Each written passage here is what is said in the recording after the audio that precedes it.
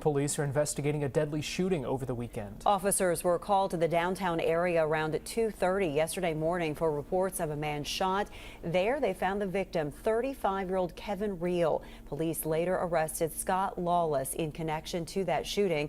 He is charged with murder. WKYT's Lucy Bryson talked with people in downtown Lexington about the city's latest homicide.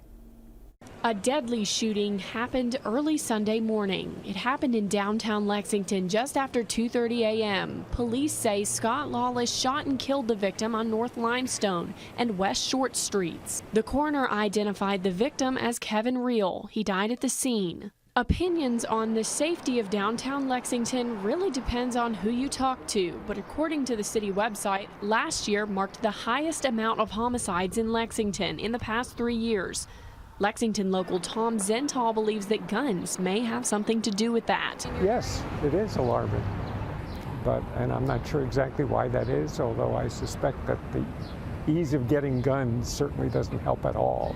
But he also believes that despite the statistics, Lexington is relatively safe. I think there's been more crime, but I don't think it's more dangerous for the average person. But for those who do believe safety is an issue, they say they'd like to see more police in the area. I would like to see more police in the downtown as far as presence after dark.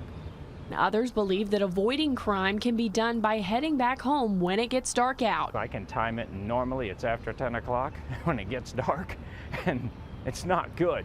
There have been some shootings, yeah. But regardless of whether or not the locals feel in danger, they share a common belief that unity is the cure. I think there needs to be more politeness, more kindness. I think people need to come together. In Lexington, Lucy Bryson, WKYT. And Scott Lawless is scheduled to be arraigned at 1 tomorrow afternoon. He is in jail on a $500,000 bond.